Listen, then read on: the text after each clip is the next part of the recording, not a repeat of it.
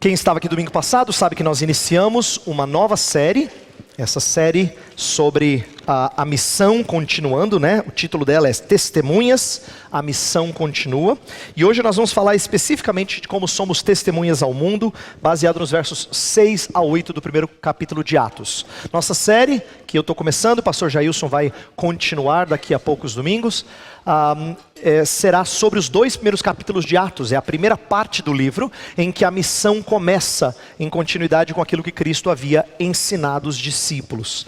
Então eu quero ler com vocês a partir do verso 3 e aí até o verso 8 para fazer conexão com aquilo que foi dito no domingo passado. A partir do verso 3 até o verso 8 de Atos capítulo 1 diz assim: Depois do seu sofrimento, Jesus apresentou-se a eles e deu-lhes muitas provas indiscutíveis de que estava vivo. Apareceu-lhe por um período de 40 dias, falando-lhes acerca do reino de Deus. Certa ocasião, enquanto comia com eles, deu-lhes esta ordem: Não saiam de Jerusalém, mas esperem pela promessa de meu Pai, da qual lhes falei. Pois João batizou com água, mas dentro de poucos dias vocês serão batizados com o Espírito Santo. Então os que estavam reunidos lhe perguntaram: Senhor, é neste tempo que vais restaurar o reino a Israel? Ele lhes respondeu: Não lhes compete saber os tempos ou as datas que o Pai estabeleceu pela sua própria autoridade. Mas receberão poder quando o Espírito Santo descer sobre vocês, e serão minhas testemunhas em Jerusalém, em toda a Judéia e Samaria, e até os confins da terra. No domingo passado nós falamos sobre como Atos apresenta uma continuidade com o Evangelho de Lucas, e por causa disso eu enfatizei um único tema: a continuidade entre o ministério de Cristo e a igreja apostólica. Eu falei que o que Cristo começou, Atos vai dizer que Cristo continua. O que fica implícito é que, se no primeiro livro que Lucas escreve, ele diz: narrei tudo aquilo que Jesus começou a fazer, você deduz que em Atos é o que Jesus continuou a fazer. Então, em Atos a gente tem a continuidade do ministério de Cristo, mas agora não com a presença física dele. Ele envia o Espírito, e o Espírito trabalha por intermédio da igreja, para que a missão de Jesus continue. E a missão de Jesus era tornar o Pai conhecido. Por isso que ele vai fazer com que a igreja, que é agora o corpo de Cristo, torne Deus visível. Isso eu enfatizei no domingo passado, e nós terminamos a mensagem falando que essa perspectiva missiológica de continuidade, de fazer parte da história da missão de Jesus, traz pelo menos 3 coisas a nós. Eu dei 3 aplicações no final. Eu falei que a gente tem um senso de pertencimento, a nossa pequena história, a nossa vida pequenina não é mesquinha, ela faz parte de uma história maior, a gente pertence a uma grande história. Eu falei também que o fato de nós continuarmos a missão de Jesus Cristo na proclamação das boas novas nos dá um senso de desprendimento. Por quê? Porque a missão não é nossa, é a missão de Jesus por obra do Espírito. Então, na verdade, por mais que a gente faça e aconteça, é o Espírito que está fazendo. Em nenhum momento os discípulos se voltam para ele dizendo assim: olha como a gente está fazendo bem a missão. Não existe vanglória a partir do momento que o Espírito trabalha neles. Então há um senso de desprendimento, isso é bom. Todo o esforço que nós empreendemos em obra missionária nunca deve redundar em vanglória. E por último eu usei uma palavra que eu falei que ia provocar vocês, que é uma palavra ruim, mas eu falei de empoderamento. E eu usei essa palavra de propósito, porque hoje em dia essa palavra da moda, né, é a palavra que fala sobre causas sociais, sobre você assumir direitos para si, para que você seja destacado na sociedade. E eu disse que o poder que Deus traz por intermédio do Espírito faz o contrário. Primeiro, que ele não é poder de causas humanas, é de causa divina. E segundo, ele não te faz popular na sociedade, ele te faz sofrer pelo nome de Cristo.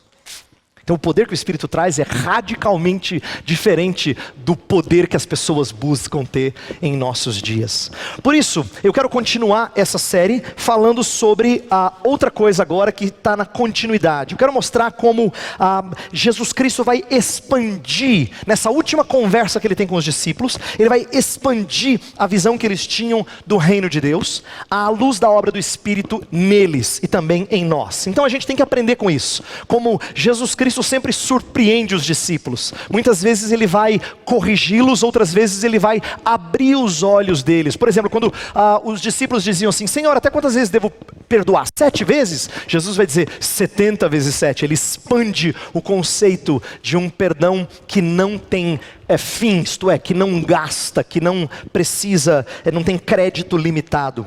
Então Jesus Cristo vai expandir a visão deles e vai direcioná-los a uma tarefa para o qual eles precisarão e terão poder vindo do alto. Então é disso que a gente vai falar. Eu tenho 2 partes da nossa mensagem. A primeira parte, eu quero mostrar o que os discípulos esperavam do reino e como Jesus Cristo conversa com eles sobre reino. E a segunda, mostrar o que significa termos a missão de testemunhas, né? O que significa sermos testemunhas e essa ser a nossa missão, tá? Então a primeira, o que a gente deve esperar acerca do reino, e a segunda, o que é a missão de ser testemunha. Então vamos falar dessa primeira parte, o que os discípulos esperam do reino. Bem, os discípulos começam com uma pergunta que está na continuidade do que Jesus estava dizendo para eles. Eu li a partir do verso 3, porque no 3 diz que Jesus passou com eles 40 dias falando sobre o reino de Deus, está no finalzinho do verso 3. No 4 ele faz uma promessa: esperem aqui em Jerusalém, que a promessa do Pai vai se cumprir. É o derramamento do Espírito. Em poucos dias vocês serão batizados com o Espírito Santo. Eles já tinham ouvido isso antes. O próprio João Batista disse: eu batizo com água, mas vem alguém que batiza com Espírito e com fogo. E essa era uma referência a Pentecostes. Como a gente vai ver, essa passagem vai ser estudada mais à frente. A gente vai ver como ela é o cumprimento da promessa da chegada de Jesus Cristo, tá? Então, eles estavam ouvindo isso, por isso é natural que eles perguntem: então Jesus, é agora a hora? É agora que o reino vai ser consumado? A pergunta deles no verso 6 é uma pergunta que está completamente relacionada ao contexto. Olha só, então os que estavam reunidos lhe perguntaram: Senhor, é neste tempo que vais restaurar o reino a Israel? Bem, por que eles fazem essa pergunta? Embora o contexto seja de ensino do reino, por que restaurar o reino a Israel? O Antigo Testamento tem menções a um tempo glorioso no futuro, em que Deus restauraria o que foi destruído de Israel, de Jerusalém. Então, por exemplo, em Amós capítulo 9, fala da restauração do tabernáculo de Davi. Essa era uma expectativa que as pessoas tinham, né? O próprio Jesus tinha dito para eles que no reino eles sentariam em tronos e reinariam sobre as nações. Então assim, eles estavam naquela expectativa de que Jesus ressuscitou, agora deve ser agora, não é possível. O Espírito vai ser derramado, e o Espírito era sinônimo da grande era gloriosa de Israel. Pelo menos é assim que eles haviam entendido o Antigo Testamento. Então era natural que os discípulos tivessem a expectativa de que a ressurreição de Jesus marcaria a libertação de Israel do poderio romano e finalmente Israel se tornar glorioso representante de Deus. Vocês se lembram quando Jesus Cristo tinha morrido e ressuscitado, mas ainda não havia se mostrado aos discípulos? Ele anda com 2 dos discípulos na estrada de Emaús. Um deles fala frustrado, dizendo assim: a gente achava que era ele que iria nos libertar, ia libertar Israel, traria libertação a Israel. Israel tinha sido mantida cativa por muito tempo. Então, Israel era um povo que estava cansado de não ter as glórias prometidas no Antigo Testamento. E agora Jesus chega fazendo essas coisas extraordinárias. Deve ser ele, deve ser agora. Deve ser agora, não pode ser diferente. Então a pergunta deles é compreensível. Eles tinham uma expectativa política de que Deus restauraria a glória da nação de Israel. Afinal, a gente tem que olhar com um pouco de compaixão antes de a gente atacá-los, dizendo assim: eles não entendiam de nada. Lembra, a revelação não estava completa. Uma das coisas que não estava muito clara para eles, que o Novo Testamento vai deixar claro, é que Jesus Cristo não viria só uma vez. O Messias não viria só uma vez. Ele veio uma primeira vez para fazer coisas extraordinárias, mas ele viria uma segunda vez. E isso nem sempre está claro. No Antigo Testamento ainda está bastante anuviado. Essas coisas são esclarecidas com a expansão da revelação no Novo Testamento. Uma outra coisa também é que o Antigo Testamento, ele tinha uma mentalidade de que as nações viriam a Israel, e não de que Israel iria às nações. Essa não era a visão preponderante. A ideia é de que as pessoas viriam ao templo para adorar. Inclusive o templo tinha um lugar para os gentios, para eles adorarem o Deus de Israel. E tinha lugar para os judeus adorarem. Então a ideia é de que eles voltariam a ser grandes para atrair as nações. Essa era a expectativa do Antigo Testamento. Então, a pergunta que muita gente faz, e estudiosos fazem é: os discípulos estavam errados ou eles estavam certos? Em outras palavras, eles deviam esperar um reino político, eminentemente israelita, ou o reino era só espiritual, vamos dizer assim? E talvez a resposta seja mais complexa do que um ou outro.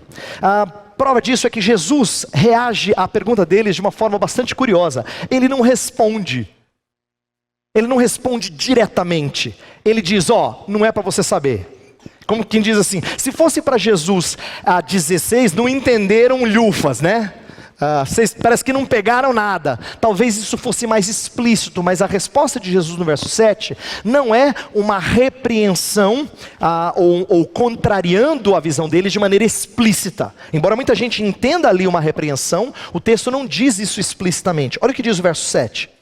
Fala assim: ele lhes respondeu: não lhes compete saber os tempos ou as datas que o Pai estabeleceu pela sua própria autoridade. Tudo que Jesus diz é: vocês não têm que ficar sabendo quando isso vai acontecer. Ele não disse se ia acontecer isso, se não ia acontecer isso. Ele não mexe nessa questão da expectativa focada em Israel de maneira direta. No entanto, eu quero levar vocês a pensar que Jesus, embora não estivesse negando que algum dia o povo de Deus seria liberto das opressões deste mundo para reinar em glória nesta terra, e a Bíblia diz que isso vai acontecer, Jesus não está negando isso. A expectativa deles o que era? Ser liberto das opressões deste mundo. Eles serão. E reinar sobre a terra, vocês reinarão. Mas Jesus não trabalha isso aqui. Não é a hora de mostrar essas coisas. O que Jesus faz, e é isso que eu quero mostrar a vocês nesta manhã. Jesus faz duas coisas. Jesus redireciona o foco deles e também molda a expectativa deles. E é aqui que Jesus ensina sobre o reino mais uma vez. Redireciona o foco e molda as expectativas. Deixa eu falar do foco primeiro. O foco dos discípulos era: se daqui a poucos dias o Espírito vai descer, então é agora que vai ser restaurado o reino. Eles estão olhando para frente ainda, e Jesus fala: peraí, vocês estão desprezando tudo aquilo que eu já fiz. É interessante como Jesus vai fazer algo que era necessário o povo aprender. No Antigo Testamento havia lembrete da libertação do Senhor do passado, lembrar o Egito e coisa do tipo, mas a grande expectativa era o Messias que viria. Agora, eles tinham não só que aprender a esperar a volta do Messias, mas a lembrar da primeira vinda dele e dos feitos grandiosos do Senhor Jesus da primeira vez. Eu digo que isso é importante porque às vezes a gente acha que reino de Deus tem a ver só com a volta de Jesus, quando na verdade Jesus diz que quando ele fazia os poderes e os milagres que ele fazia, era sinal de que o reino tinha chegado. O reino já chegou. O reino não é só uma coisa futura, o reino já é presente. É claro que Jesus disse que muitas vezes o reino não seria visível. Ele está dentro de vocês, não está ali nem aqui, mas dentro de vocês, mostrando esse aspecto espiritual do reino. Ele vai ter uma manifestação visível, pública e terrena, mas muitas vezes ele vai ser invisível. Ele é como um grão de mostarda. Você não dá nada para a sementinha tão pequenininha. Ela passa imperceptível, mas no final da história ela vai se tornar tão grandiosa que ela vai abrigar pássaros, ela vai se tornar essa planta vistosa que é o pé de mostarda. Então, Jesus está dando analogias diferentes ao longo do seu ministério para mostrar que o reino de Deus era algo que já tinha chegado. E não só tinha chegado, os discípulos deveriam anunciar isso. E eles aprendem isso. Por quê? Se você olhar para os sermões dos discípulos em Atos, você vai ver que eles falam muito da morte e ressurreição. Que é uma coisa que se diz claro, não. Só ficou claro para eles a partir desse ensinamento de Jesus. Hoje eu e você fazemos isso porque os discípulos aprenderam que ao invés de ficar pensando na restauração de Israel futura, que eles deviam primeiro exaltar aquilo que Jesus Cristo havia feito no passado. Sua morte, ressurreição e ascensão para agora estar à destra do Pai. Então, a tônica dos sermões vai ser a vitória de Cristo sobre a morte, a sua ressurreição, a sua glória, a sua conquista. Não é? É isso que os discípulos vão anunciar, sermão após sermão após sermão. Ele queria que o foco deles estivesse no que Cristo já tinha realizado e no presente reinado e governo de Cristo. Mas a segunda coisa que Jesus fez, além de direcionar o foco, não só para frente, mas também para trás, a gente faz as duas coisas na vida cristã, Jesus Cristo moldou a expectativa deles. A expectativa deles era que Israel voltaria a ser centro do mundo. né? Eu fico imaginando assim que todo mundo devia sonhar, quem não viveu nessa época, sonhar em ser governado por Davi, por Salomão, porque aqueles foram os tempos de glória, né? É os tempos dourados que já passaram. Imagina, anos depois, o pessoal olhando assim, tempo bom era o tempo de Davi, nossa, a gente batia qualquer exército. Tempo bom era de Salomão, rainha de Sabá vinha e falava, uau, nunca vi nada igual. Quanta sabedoria. Aquilo foi só um vislumbre pequeno, passageiro, temporário das glórias de Israel, esperadas por eles. Eles queriam isso de volta. E Jesus vai dizer assim, gente, vocês ainda pensam pequeno. Vocês ainda pensam pequeno.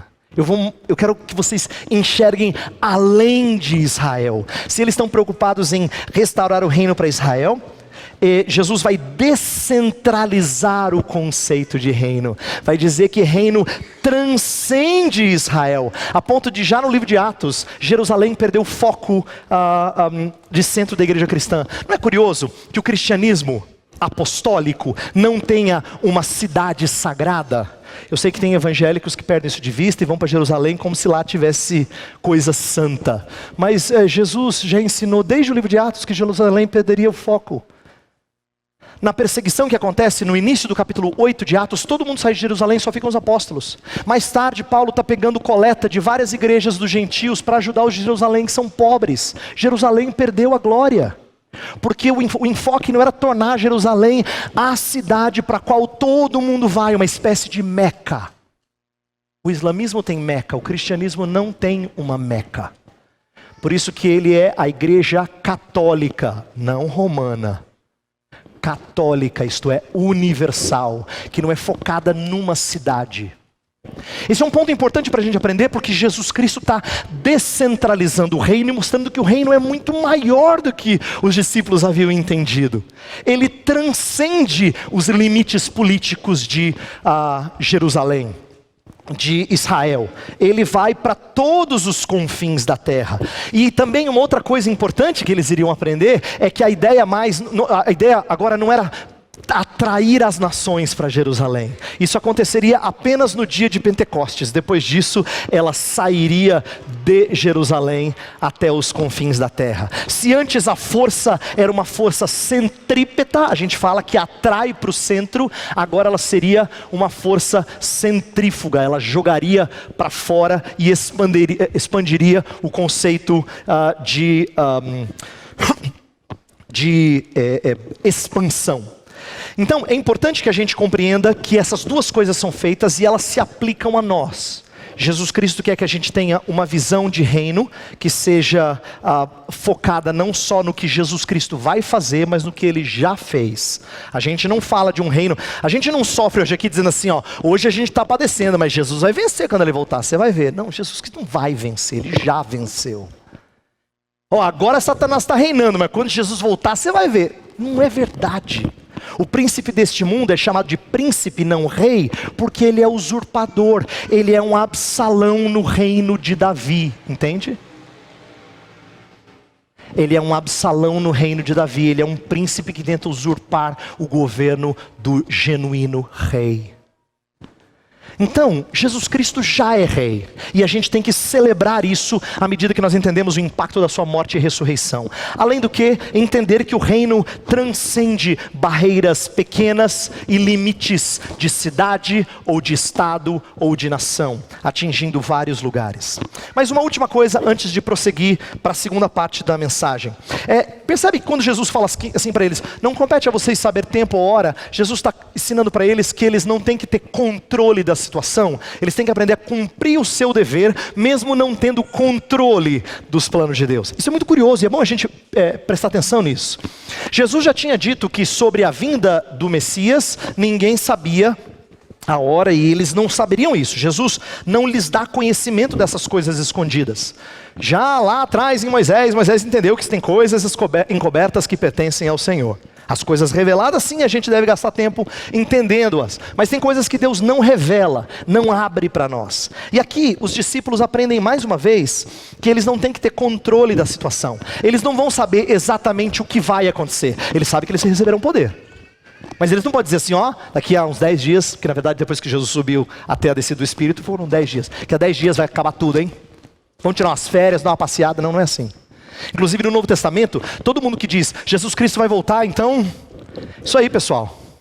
Cruzar os braços e curtir o resto todos eles são repreendidos. Por quê? Porque Jesus Cristo quer que a gente aprenda a cumprir o dever enquanto Ele não volta, exatamente porque tempos e horas não nos são revelados. E os discípulos aprendem isso. Eles não terão controle da situação, mas devem centralizar suas atenções nos deveres. E eu quero que a gente aprenda a fazer isso também. Quando a gente fala de missões, uma das coisas que a gente mais gosta de ouvir é assim, como é que tá crescendo a igreja? Aí um missionário vem e fala assim, então meus irmãos, recebemos 30 membros no ano passado, esse missionário é bom, hein? Vamos investir nele, esse cara traz resultado. Logo, logo a igreja naquele país lá vai ser enorme. E a gente gostaria de ter controle da situação. Mas Jesus nunca disse que isso tinha que ser assim. Pelo contrário, ele disse que a gente tinha que ser testemunha, muitas vezes para oposição daqueles que ouvem. Para receber oposição. Então, antes do que a gente focar em controle da situação, em resultados missiológicos, Jesus quer que a gente se preocupe com o dever, o testemunho às nações. Então fica evidente que Jesus Cristo está estabelecendo um programa para os discípulos durante todo o período após o seu retorno. E é isso que a gente deve fazer também. Nossa preocupação quando a gente investe em missões não é enxergar crescimento, embora isso vá acontecer, mas não é antecipar isso e nem planejar isso. Mas sermos testemunhas fiéis, sabendo que o Espírito Santo de Deus vai fazer com que a semente desperte e trabalhe e fecunde onde Ele quiser. Mas a segunda parte dessa mensagem foca na missão de testemunha. O que a gente deve fazer enquanto testemunhas? Eu quero destacar isso pelo seguinte. O conceito de testemunha em Atos é importante, né? Jesus Cristo tinha prometido o derramamento do Espírito e normalmente a gente associa Pentecostes a outras coisas que não a missões. É uma pena isso. Se alguém te dissesse para você assim, então eu sou pentecostal, o que você ia pensar? Ele é missionário? Não. É interessante que pentecostal nunca está ligado com missões. E em Atos 1:8 tem tudo a ver com missões. Mas recebereis poder quando descer sobre vós o Espírito Santo, sereis minhas testemunhas. Todo mundo. Pentecostes e missões são coisas interligadas, mas infelizmente as pessoas falam do Espírito para pensar em êxtase espiritual, antes do que a anunciação poderosa do Evangelho de Jesus Cristo. Essa é uma coisa que a gente precisa resgatar, a gente perdeu de vista. Eu sou pentecostal, você não é pentecostal? O Espírito desceu sobre nós para que a gente anuncie poderosamente o Evangelho de Cristo Jesus. Então essa é uma das coisas que a gente precisa lembrar à medida que a gente trabalha essa série, o comecinho de Atos. A capacitação seria para o testemunho. Os discípulos seriam transformados em testemunhas pelo poder do Espírito. É o que Jesus tinha prometido lá atrás em João 15. Ele falou que o Espírito testifica dele, Jesus, e que eles, discípulos, também dariam testemunho. Pois está aí. Pentecostes é o cumprimento disso, é a capacitação para o testemunho. Inclusive em Lucas 21 tem uma passagem muito bonita. É um texto em que Jesus Cristo está falando sobre o fim. E ele disse, vocês serão perseguidos, serão entregues para as autoridades, mas naquele tempo eu quero que vocês saibam que vocês serão entregues às autoridades para dar testemunho. Mas caso vocês tenham medo, não se preocupem, eu vou colocar palavra na boca de vocês. O que Jesus Cristo está prometendo? Que o testemunho diante de autoridades, coisa que nos dá medo, não seria realizado pelo poder deles, mas pelo poder de Deus. É isso que Pentecostes realiza. Pentecostes é a capacitação que seria dada por Deus para que eles fossem testemunhas diante de autoridades. Então o conceito de testemunha é muito forte e presente no livro de Atos. Várias vezes aparece o conceito de testemunho. Cerca de 30 vezes no livro alguém se apresenta dando testemunho ou se dizendo uma testemunha de Jesus Cristo. Inclusive um apóstolo é escolhido para testemunhar, para substituir Judas, para testemunhar da ressurreição de Jesus Cristo. A ideia de testemunho se torna muito forte. Pedro no primeiro sermão fala de testemunho e assim por diante. Bem, o que é ser testemunha? E aqui que é importante a gente falar uma palavrinha simples, mas eu acho que é útil para a maioria de nós. Testemunho nem sempre envolve pregação formal. Tem gente que diz assim, pastor, eu sei que a igreja fala que a gente tem que testemunhar, mas eu não consigo falar. Não, talvez você não consiga pregar, eu entendo, e você nem tem que ser pregador. Mas testemunho não é algo que você é incapaz de fazer, não é verdade? Porque testemunha fala de experiência própria. É isso que testemunha fala. Testemunha sempre fala de coisa que conhece de primeira mão. Não existe testemunho de segunda mão, né? É um negócio esquisito, né? Meio contraditório. Então, eu quero contar daquilo que eu não sei, mas me contaram. Não, isso não é testemunha. Obrigado, mas se me contaram, eu também vou dizer. Me contaram, eu posso ir para o tribunal e testemunhar em terceira mão. Não funciona. Testemunha só tem força quando ela conhece coisas por experiência própria, não de ouvir falar. Então perceba como... quando a gente fala de testemunho, nós não estamos falando de uma coisa complexa, nós não estamos falando de pregação formal da palavra de Deus, embora sempre envolva a palavra de Deus. Quem testemunha não fala só de coisas que sente, fala das coisas que Cristo é e fez. E é isso que a palavra ensina. O que Ele fez em você? Mas é isso que você testifica, sempre do que está na palavra. Você não fala dos seus sentimentos, você não fala só da sua experiência. Esse é um dos grandes erros da linguagem evangélica de dar testemunho na igreja. É um grande erro porque frequentemente ele é vazio da palavra de Deus. Eu era assim, eu era assim, eu era assim, agora eu sou assim, eu sou assim, eu sou assim. Tem eu mais do que Deus. Aparece demais o sujeito como sendo o protagonista da história antes do que o poderoso Deus. Então quando a gente conta da nossa história, o que a gente narra é o que Deus fez, que está descrito na palavra. Agora, como é que isso é possível? Veja, para os apóstolos, eles eram testemunhas da ressurreição, eles tinham acompanhado Jesus Cristo desde o começo, eles viram Jesus Cristo ressurreto, eles inclusive escrevem assim, aquilo que nós vimos, que tocamos, que sentimos, é isso que nós contamos para vocês. Eles eram testemunhas de um jeito que nós não somos. Eu não andei com Jesus, eu não entrei no barco quando ele estava no mar da Galileia. Então em que sentido nós somos testemunhas? É aí que eu quero que você entenda como Jesus Cristo não nos deixou sem condições. Ele fez o seguinte, ele fez com que o Cristo conosco se tornasse o Cristo em nós. Cristo em nós. Essa é a realidade que nós experimentamos. Quando você fala de Jesus Cristo, você fala de conhecimento próprio. Porque Ele habita em você, diz as Escrituras. Por obra do Espírito Santo você é testemunha em primeira mão. Não é do que você ouviu falar. É daquilo que você experimentou por obra do Espírito Santo. Então eu quero que a gente conceba isso. De que ser testemunha não é algo complexo, não envolve pregação formal. Você não precisa ser o maior conhecedor das Escrituras. Mas você testifica daquilo que está nas Escrituras e aconteceu na sua vida. E como o Espírito agora habita em você, então você está habilitado a falar como quem conheceu e experimentou as coisas em primeira mão. Então aprenda isso, guarde isso. Isso significa que vale para você aquilo que Jesus está dizendo e não só para os apóstolos. Mas outras duas coisas, antes de a gente encerrar, e duas coisas riquíssimas. O fato de Jesus Cristo nos transformar em testemunhas por obra do Espírito possibilita crescimento ou expansão étnica e expansão geográfica. Étnica e geográfica. A igreja vai se tornar católica. Católica é a palavra que vem do grego, que significa todos os povos, todos os lugares, em todo lugar, né? Ela vem do grego e ela implica essa ideia de universalidade, mas não é só geográfica, é também antropológica, isto é, ela alcança gente de toda parte, gente de todas as tribos, povos, línguas e nações. Então vamos falar primeiro da expansão étnica e depois eu falo do avanço universal do Evangelho. Olha só, Jesus está ensinando os discípulos que eles deveriam pensar além do povo judeu. Lembra que eu falei que eles tinham que pensar maior no reino, não só Israel, mas além de Israel? Olha que curioso, por que isso é importante?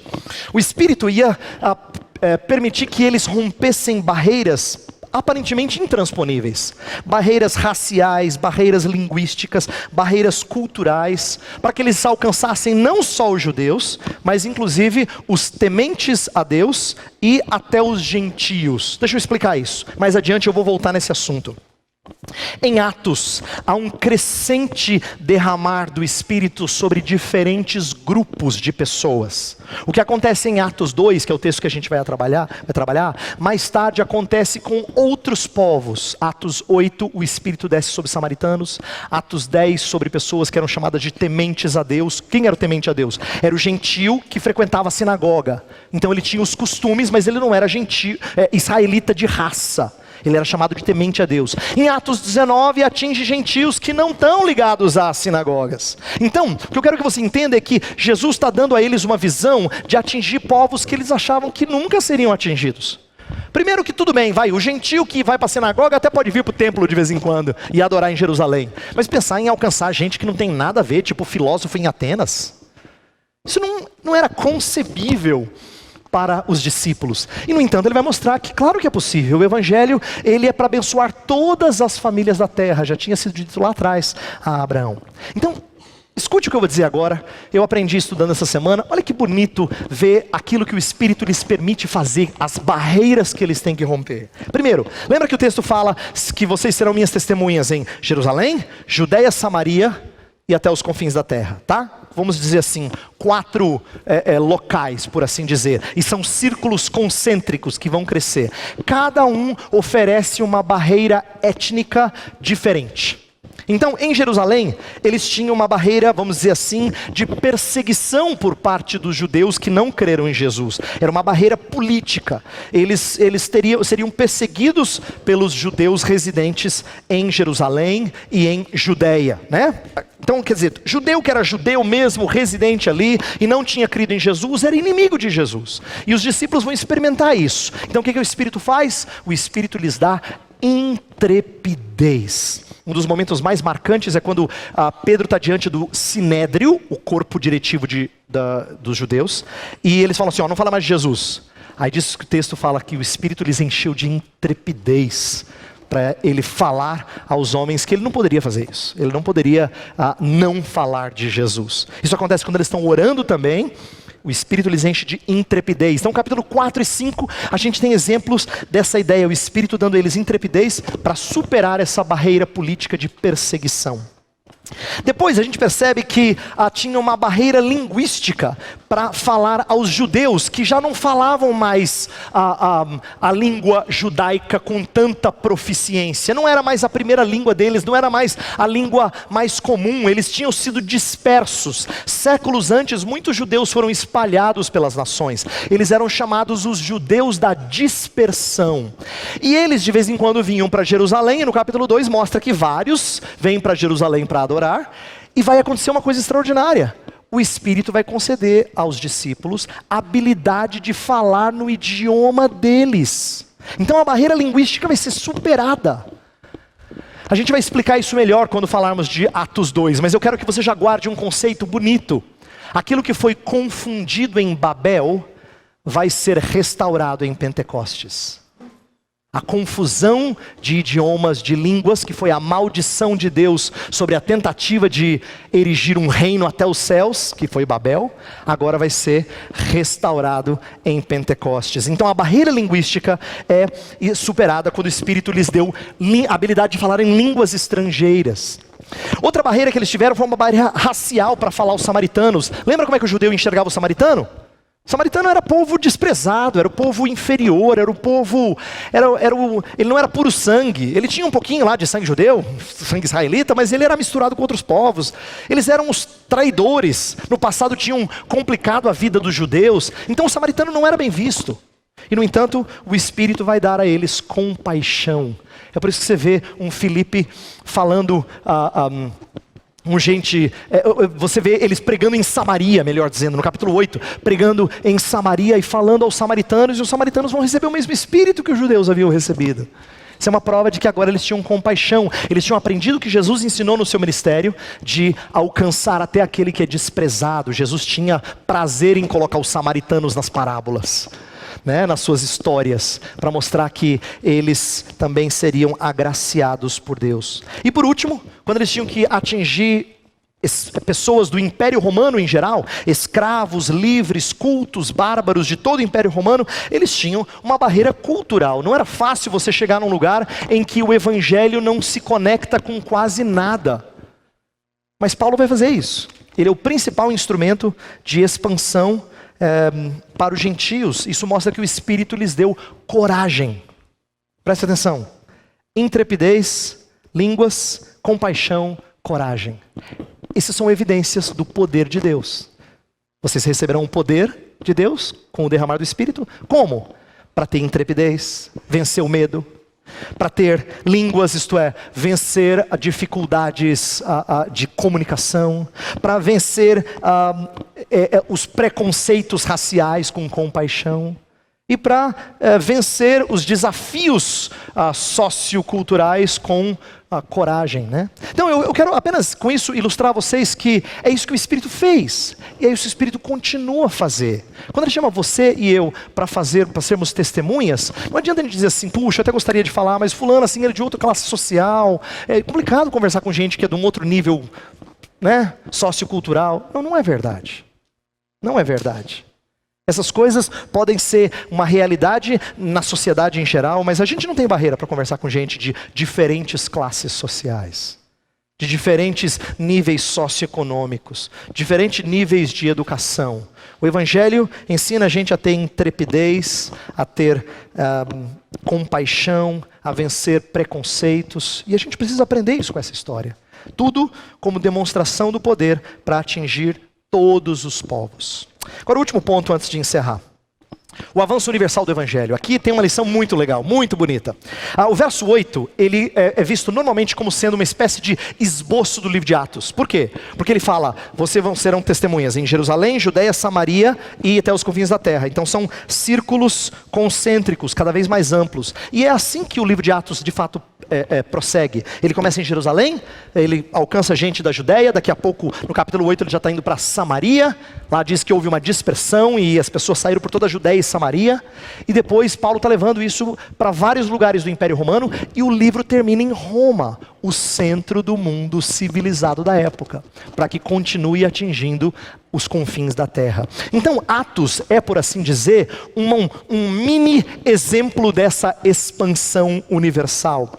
Tá? Mas muita gente pergunta assim, será que Roma, que é o finalzinho do livro, significa que os confins da terra foram atingidos, acabou a missão? Ou ela é só o começo da missão? Eu vejo que a maioria das pessoas diz, claro que é só o começo, a gente continua, nós somos testemunhas, essa é a opinião mais comum. Mas eu quero dar uma opinião um pouquinho diferente. Eu quero que vocês tenham um pouco de perspectiva escatológica com isso.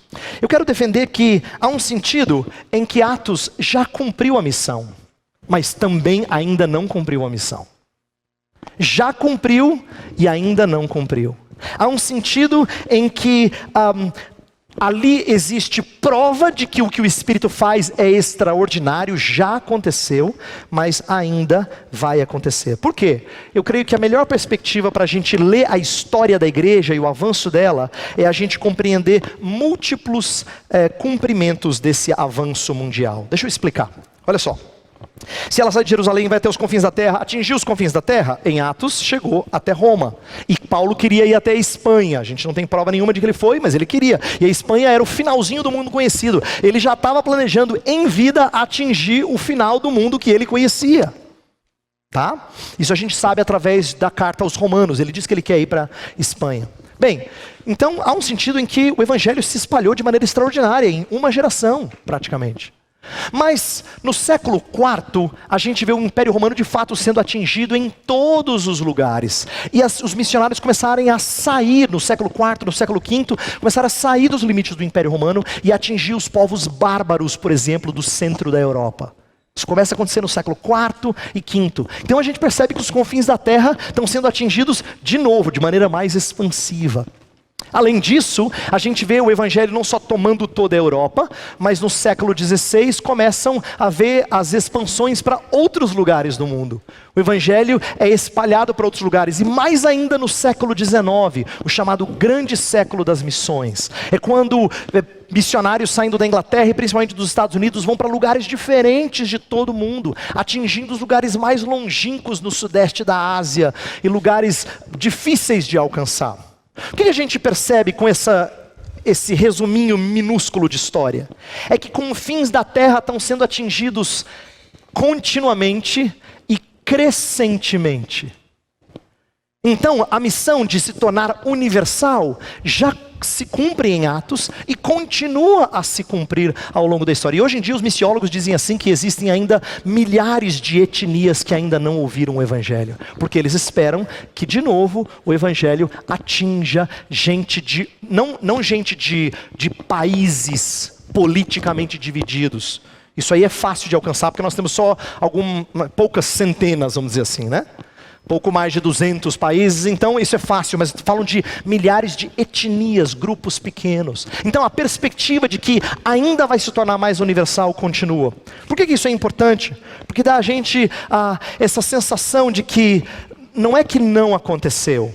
Por isso que eu quis mudar a perspectiva. Não é que a missão só começou, pessoal, a gente tem que terminar. Não, Deus deu várias vezes ao seu povo essa ideia de que estava próximo do fim. De que já tinha se tornado universal, já tinha atingido gente de toda parte. E isso é encorajador. Então eu quero terminar com 2 lições importantes. 2 lições que eu acho que vão nos encorajar para a gente entender como é que nós devemos nos envolver na obra missionária. A primeira delas é que a gente não sabe os planos de Deus, mas nós temos o poder de Deus para coisas extraordinárias em pessoas comuns. Quando eles perguntaram sobre o tempo da restauração, e Jesus falou, não compete a vocês saber o tempo, a hora, mas compete a vocês saber que o Espírito vai lhes dar poder para vocês fazerem coisas extraordinárias. Isso vale para você e para mim também. Isto é, Deus não te dá um mapinha do crescimento do reino, Ele não fala para você assim, eu quero que você saiba que investir em tal cidade aqui na região de Limeira vai dar muito certo, hein? Plantar a igreja lá. Ele não fala para você. Ele não fala. Ele não te dá o plano do jogo antes. Ele não fala para onde vai crescer, ele não fala onde a semeadura vai ser frutífera. Ele não fala. Ele não fala quando vai acabar, quando ele volta, nada disso. Mas ele diz para você assim, faça. E eu quero que você creia que eu farei coisas extraordinárias através de gente comum. Eu acho isso muito importante. Porque nós às vezes temos a impressão de que a nossa igreja, graças a Deus, tem sido um instrumento para alcançar pessoas em lugares diferentes por causa da filmagem, por causa das pessoas que assistem em lugares diferentes. Mas não é através do testemunho do pastor Heber ou do pastor Jailson só que a aliança fala com outras pessoas. Eu queria que você concebesse que o mais bonito é o que o Espírito faz por intermédio de gente até menos preparada do que eu e o pastor Jailson. Isso é o mais bonito. É gente que está sentando aí me ouvindo. É isso que o Espírito é capaz de fazer. Pegar gente como Pedro, que os do Sinédrio dizem assim, mas esse homem não é culto. Como é que ele pode falar assim tão ousadamente? É o Espírito de Deus. É o Espírito de Deus.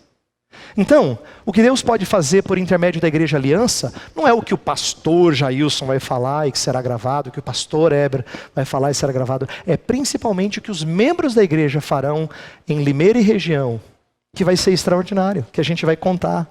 Que a gente vai testemunhar do crescimento do reino por intermédio da igreja. Então eu quero que você conceba isso.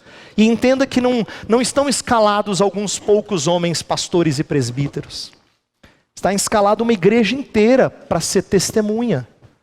E ela pode fazer algo significativo se a gente crê que o Espírito faz coisas extraordinárias em gente comum. Em gente simples. Com aparentemente pouco treinamento. Pouco preparo. Essa é a primeira lição importante. A segunda e última para encerrarmos. Eu quero que você tenha uma perspectiva escatológica de missões. O que eu quero dizer com isso é o seguinte, é que Deus sempre traz crescimento.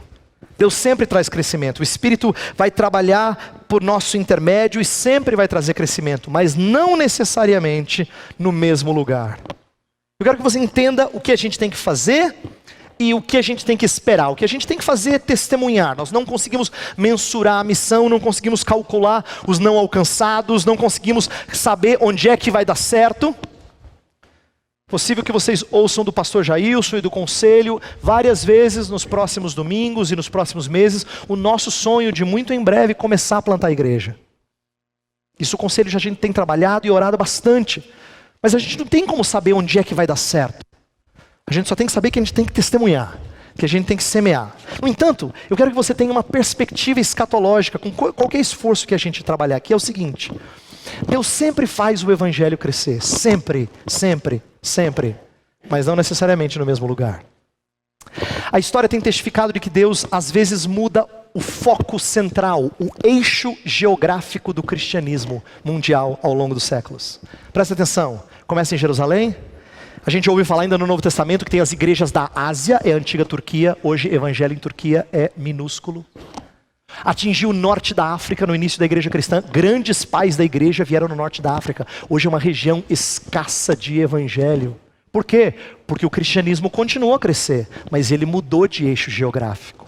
Depois ele atingiu a Europa, alcançando vários dos países europeus. Hoje a Europa é considerada pós-cristã. Da Europa ela atingiu as Américas do outro lado do Atlântico. E através das Américas foi espalhada para vários lugares do mundo. E sabe o que é curioso? Hoje as Américas padecem de um fenecimento, de um enfraquecimento da força do evangelho na sociedade. E onde é que o evangelho mais cresce? No hemisfério sul do mundo. Nos países menos desenvolvidos. Nos lugares menos prováveis. Por quê? Porque Deus nunca deixa de fazer a sua igreja crescer. Ele pode mudar o local, nem sempre no mesmo local. Ele pode mudar o eixo geográfico, mas ele sempre faz missões expandirem o reino de Deus. Como é importante a gente ter essa visão da história. Por quê? Porque aí a gente sabe que a gente participa de uma coisa que necessariamente é vitoriosa. Ainda que você talvez se sinta parte de uma igreja que não cresce lá aquelas coisas. Talvez você tenha tido essa experiência no passado. Talvez você tenha essa experiência no presente. Fala, puxa vida, como eu queria que a minha igreja crescesse mesmo. E a gente pode experimentar isso no futuro, a aliança pode experimentar isso no futuro, de não ver um crescimento na aliança tão significativo assim. Isso vai trazer tristeza ao nosso coração e vai mexer com as nossas expectativas. Mas é bom que a gente entenda que o Espírito Santo de Deus nunca deixa a sua igreja parar de crescer. Nunca deixa. Ela sempre continua em franco crescimento. Pode mudar o local, mas ela sempre expande. Sempre expande. Por isso é gostoso participar de missões. Eu sempre invisto numa coisa que dá certo. Sempre. Sempre. Sempre. Eu espero que você tenha essa perspectiva e ore por isso. É o que nós vamos fazer agora. Ó Deus, estamos sendo convocados a testemunhar, crentes de que o Espírito Santo há de fazer coisas extraordinárias através de gente comum. E crendo também que a igreja continuará a crescer e atingir várias partes deste mundo. A verdade é que ela, por vezes, experimenta alguns retrocessos, alguns locais que se tornam mais secularizados. Há igrejas e regiões que parecem que estão fraquejando, estão enfraquecendo, estão esmorecendo. Mas a verdade é que a expansão do Evangelho não parou. E como é gostoso ouvir disso, Senhor. Porque isso nos encoraja a continuar a testemunhar. Sabendo de que o Evangelho alcança aqueles que o Senhor quer sempre e crescentemente. Como é precioso saber da tua vitória, da vitória do teu Filho, operada pelo poderoso Espírito. Nós pedimos que o Senhor nos encoraje nessa manhã e nos faça envolvidos. Mexe com esta igreja, Senhor. Não permita que ela seja uma igreja de gente que experimenta marasmo espiritual. Muita gente acomodada, Pai, mexe com eles, mexe conosco, para que sejamos pessoas participativas, engajadas, dispostas a se envolver com missões. Nós oramos em nome de Cristo. Amém.